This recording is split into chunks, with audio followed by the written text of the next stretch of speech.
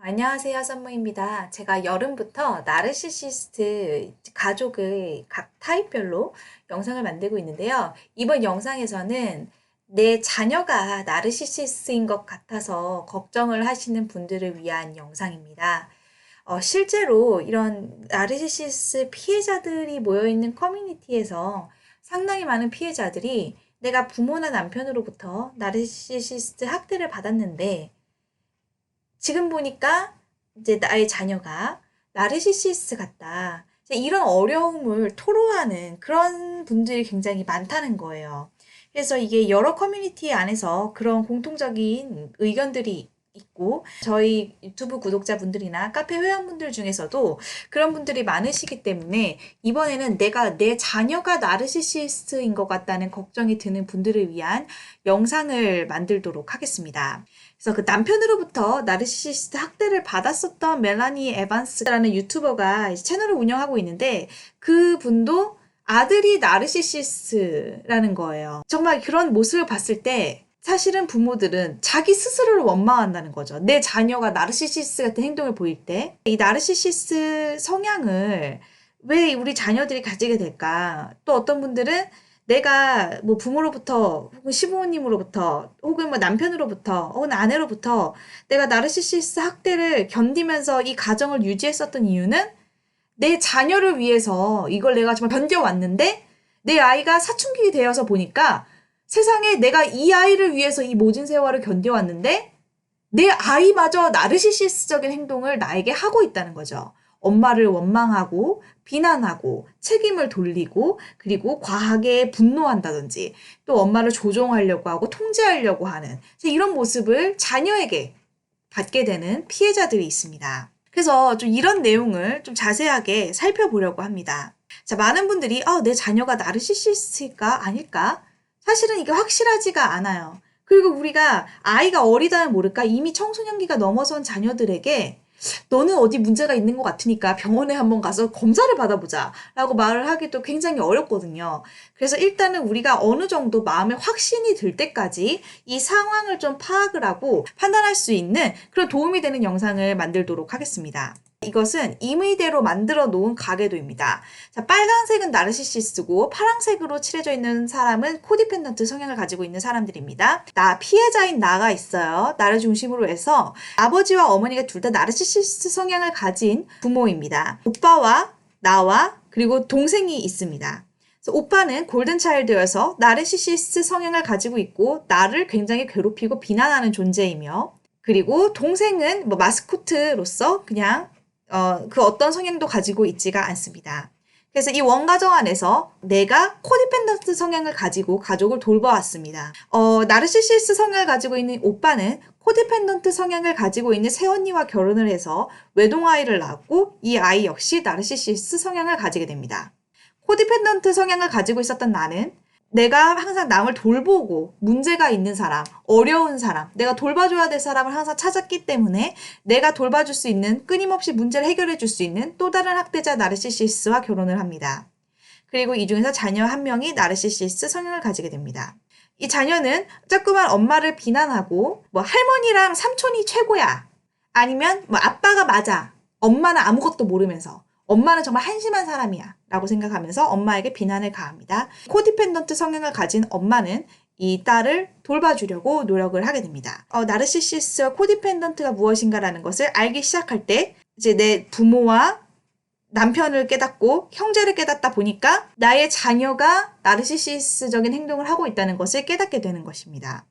이렇게 나르시시스와 코디펜던트는 둘 다 내면의 어떤 상처, 트라우마, 아픔을 가지고 있는 사람들입니다. 그리고 이것이 계속해서 대물림 되기 때문에 어떻게 보면은 우리가 바둑판에 오목이나 바둑을 둘 때 검은 돌 하나 놓고 흰 돌 하나씩 놓잖아요. 그런 것처럼 세대에 걸쳐서 나르시시스트와 코디펜던트가 계속해서 나타날 수밖에 없는 것입니다.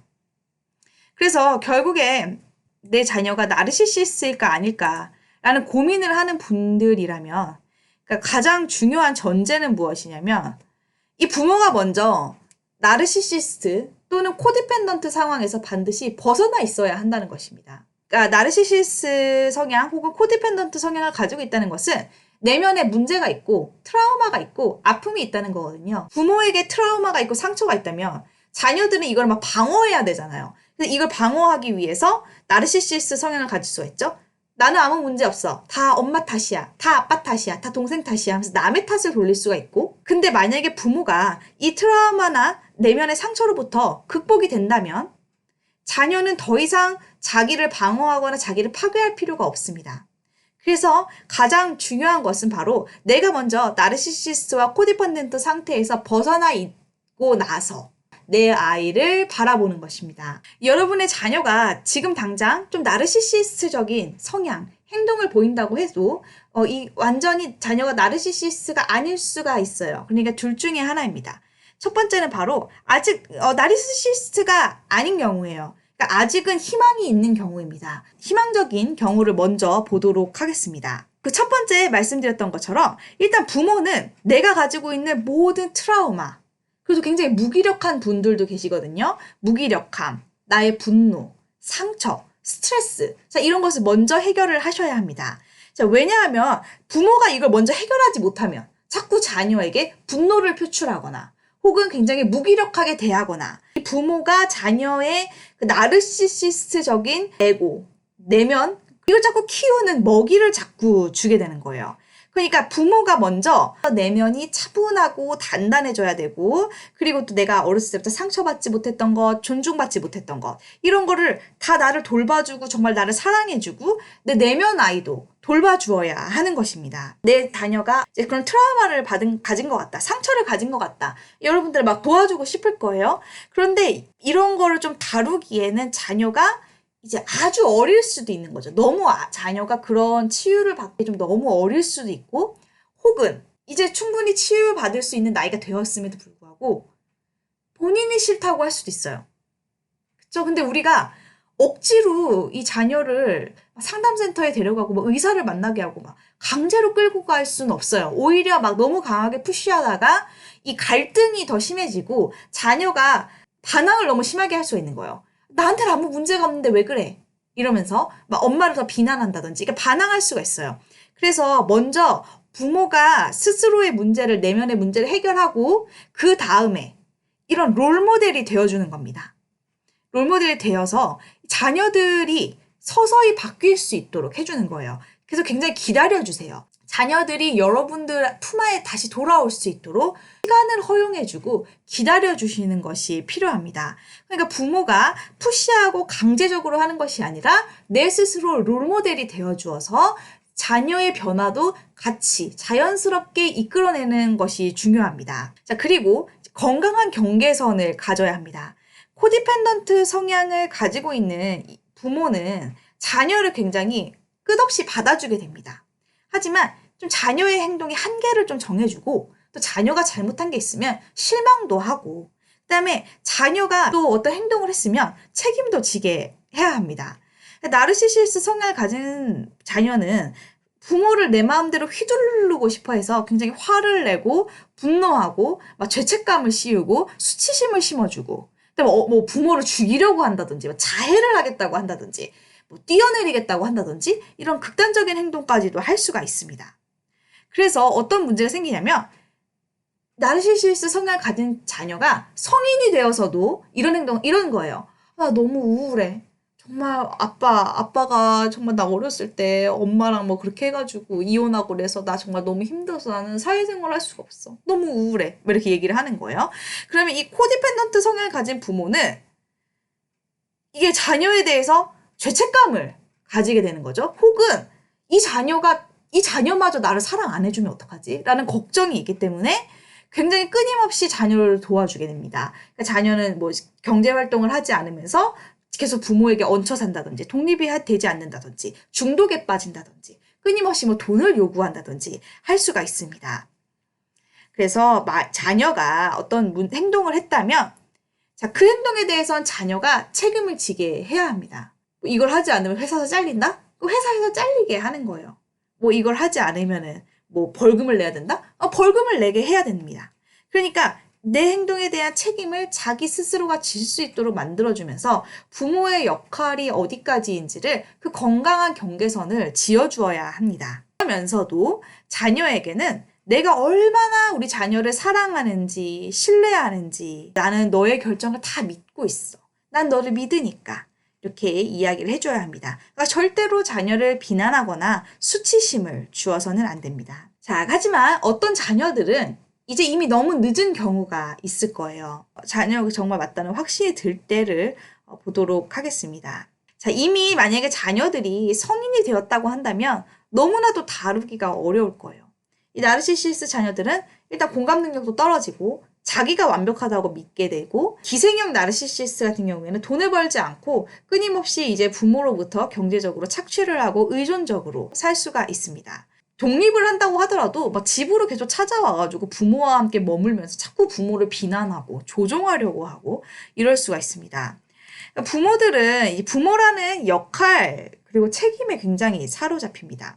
그리고 내 자녀의 이런 모습을 보면서 죄책감도 가지게 되고 무기력함도 가지게 됩니다. 보면은 이제 자녀는 이제 자꾸 문제를 일으키게 되고 부모는 자녀들을 자꾸 돌보아 주려고 하게 되는 것입니다. 내 아이가 나르시시스트가 맞는가 한번 특징을 보고요. 제가 이 나르시시스트 자녀의 특징에 대한 부분은 따로 제가 블로그에 포스팅으로 남겨놓을게요. 아래 링크, 더보기란에 링크를 확인해 주시기 바랍니다. 나르시시스트 같은 경우에는 이제 가족을 정말 통제하려고 애를 씁니다. 드라마틱한 행동을 한다든지, 뭐 쓰러지고, 뭐 자살 소동을 벌이고, 뭐 뛰어내리겠다고 하고, 뭐 응급실에 실려갔다고 그러고, 어디 아프다. 막 문제를 만들고, 이렇게 해서 굉장히 과도한 행동을 하면서 가족들을 통제하려고 합니다. 부모를 무시하거나 얕보고, 약점이 있으면 놀리거나 비웃습니다. 그리고 자기를 굉장히 과도하게 띄우려고 하죠. 다른 사람은 하찮다고 생각을 하고요. 그리고 모든 행동이 자기의 행동엔 절대 책임을 지지 않는다는 거예요. 모든 행동은 다 부모의 탓이라고 이야기를 합니다. 그리고 또 뭐 너 이거 왜 안 했어? 엄마가 안 했잖아. 아빠가 안 했잖아. 라고 생각을 합니다. 그리고 또 이렇게 깎아내리는 거. 굉장히 중립적인 것 같고 굉장히 객관적인 것 같지만 들어보면 굉장히 다른 사람을 깎아내리는 말을 합니다. 예를 들어서 아빠 살 좀 빼야겠다. 엄마 미용실 가서 머리 좀 새로 해야겠다. 자, 이런 식으로 이야기를 하는 식이죠. 아니면 뭐, 왜 옷을 그렇게 입었어? 왜 그릇을 여기 이렇게 엎어놨어? 자, 이런 식으로 이야기를 할 수가 있죠. 그리고 이제 계속해서 다른 사람들과 비교하면서 부모를 깎아내리기도 하고요. 원하는 게 있을 때는 부모에게 이런 애정 공세를 하기도 하고 사랑스러운 자녀가 되기도 하고 또 뭐 걱정해 주는 척 하기도 하고 또는 위협이나 협박까지도 할 수가 있습니다. 나르시시스트 자녀를 둔 코디펜던트 부모는 어떤 사람들이냐면 굉장히 공감 능력과 이타심이 너무나도 뛰어나고 너무나도 예민하고 과도하게 다른 사람들을 돌봐준다는 겁니다. 굉장히 막 자녀들과 가까워지고 싶고 자녀와 알아가고 싶고 또 자녀와 함께 많은 시간을 보내고 싶고 또 이 자녀를 변화시키고 싶어 합니다. 하지만 이런 나르시시스트를 상대해야 되니까 금방 지치고 피곤하고 에너지가 굉장히 고갈된다는 그런 특징이 있습니다. 그러니까 이 코디펜던트 부모는 빨리 삶이 안정되었으면 좋겠고 우리 가정 안에 어떤 규칙이 있어서 안정감이 있기를 원하죠. 하지만 나르시시스트 자녀는 항상 혼란을 만들어내고 내가 원하는 대로 될 때까지 자꾸만 문제를 일으키고 소동을 일으키게 됩니다. 그러면 내 자녀가 이제 이미 늦은 것 같다 라는 생각이 든다면 어떻게 해야 될까? 일단은 먼저 이 코디펜던트 부모들은 굉장히 자녀의 사랑을 원해요. 부모가 자녀로부터 사랑을 받기를 원합니다. 근데 일단 이거를 내가 먼저 극복을 해야 해요. 자녀로부터 내가 버림받을 수 있다. 이런 두려움도 있거든요. 이거를 굉장히 극복을 내가 먼저 해야 합니다. 자녀와 나를 감정적으로 분리를 해야 합니다. 또 코디펜던트 역시 나와 다른 사람을 이제 구분을 잘 못하거든요. 그러니까 나와 자녀를 이제 좀 감정적으로 분리를 하고 자녀가 성인이 됐다고 하면 충분히 이제 독립을 이제 시킬 수가 있는 것이죠. 그러니까 자녀에게 집중하지 말고 부모는 나의 행복, 나의 안정감, 내가 나의 경계선을 지키기, 나 스스로를 돌보는 것, 그리고 내가 나를 사랑하는 것, 여기에 이제 집중을 하셔야 합니다. 자, 내 자녀가 이미 성인이라고 한다면 이제 여러분과 여러분의 자녀는 성인 대 성인인 거예요. 동등한 성인인 것이죠. 물론 부모가 자녀에게 도움을 줄 수도 있지만 이제는 여러분들이 자녀의 생계를 책임지거나 문제를 해결해 주거나 할 의무가 이젠 더 이상 없는 것입니다. 그래서 코디펜던트 부모는 나르시시스트 자녀에게 조종을 당하거나 자꾸 휘둘림을 당하면서 부모의 역할을 하게 되는데 절대로 그러면 안 된다는 거죠. 그래서 코디펜던트 부모는 좀 한 발 뒤로 물러서서 이 나르시시스트 자녀가 스스로 현실, 진짜 삶이 뭔가, 진짜 이 세상이나 인생이란 뭔지를 자기가 부딪힐 수 있도록 만들어 주어야 합니다. 만약에 나르시시스트 자녀가 신체적인 폭력을 가하거나 뭐 재산을 훼손하거나 뭐 물건을 부수거나 할 수가 있겠죠. 집기를 부순다든지. 그렇다면 법적인 대응을 해야 합니다. 부모가 너가 이런 행동을 해서 내가 너무 무서웠어. 너무 두려워. 그리고 이거 물건을 다 살려면 돈이 몇백만 원이 들어가는데 이 돈을 또 마련하기 위해서 나는 너무 고생을 해야 돼. 라고 이야기해봤자 아무 소용이 없습니다. 왜냐하면 나르시시스트 자녀에게는 그 어떤 영향을 끼치지 않기 때문이죠. 하지만 여러분들이 경찰에 신고를 해서 경찰에 출동을 해서 사건 접수를 받고 그럼 나르시시스트 자녀가 내가 이런 행동을 하면 내게 계속 이런 기록이 쌓이겠구나. 그럼 내 인생에 이런 불이익이 있을 수 있겠구나 라고 생각을 하거든요. 그래서 이 행동을 멈출 수가 있습니다. 나르시시스트의 행동을 바꾸는 원리는 그것뿐입니다. 제가 자주 드는 사례인데 여기서 혹시 안 들으신 분이 있을 것 같아서 이 사례를 한번 다시 들어보면요. 그 리틀 샤먼이라는 그 나르시시스트에 특화되어 있는 그 상담사가 이제 어떤 부부가 찾아왔어요. 남편이 나르시시스트고 부인이 피해자인데 이 남편이 아내를 자꾸 때리는 거예요. 그래서 상담사가 왜 자꾸 때리나요? 물어보면 남편이 얘기하는 거죠. 저는 때리려고 안 했어요. 근데 아내가 나를 자꾸 분노하게 만들어서 때리게 저 사람이 나를 만드는 거예요. 라고 주장을 했던 거예요. 그래서 이 사람을 아무리 설득을 해봤자 소용이 없었다는 겁니다. 그래서 이 상담사가 고안해내는 방법이 뭐냐면 굉장히 큰 대형견을 구입하게 한 거예요. 그래서 이 아내가 대형견을 구입했습니다. 남편이 아내에게 때리려고 할 때마다 이 개가 막 짖는 거예요. 엄청 큰 개가. 그 남편이 너무 무서운 거예요. 이 개가 나를 물을까봐. 그래서 남편이 아내를 더 이상 때리지 않았다고 합니다. 그러니까 나르시시스트 성향을 가진 사람들은 아주 지극히 자기중심적이기 때문에 이 행동이 나에게 이득이 되는가, 불이익이 되는가 이것만으로 우리는 그 사람들의 행동을 변화시킬 수 있다는 것이죠. 그래서 자녀가 어떤 행동을 했을 때 반드시 그 행동에 대한 책임을 본인이 지게끔 만들어야 하지만 행동을 우리가 조절을 할 수가 있습니다. 자녀를 독립시키는 것이 가장 좋습니다. 가능하다면 부모인 내가 충분히 회복할 때까지 자녀와의 만남을 좀 최소화하는 거죠. 그래서 로우 콘택이 있고 노 콘택을 할 수가 있습니다.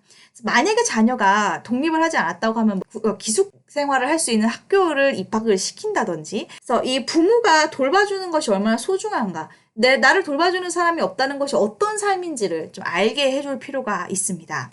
만약에 같이 살 수밖에 없다면 부모가 기준을 정한 다음에 이 기준을 반드시 지켜야 돼. 넌 나와 함께 살려면 지켜야 되고 이것을 지키지 않으면 안 돼. 당연히 자녀는 지키지 않을 것이고 무시할 것이며 여러분들이 정한 경계선과 규칙을 마구마구 깨려고 할 것입니다.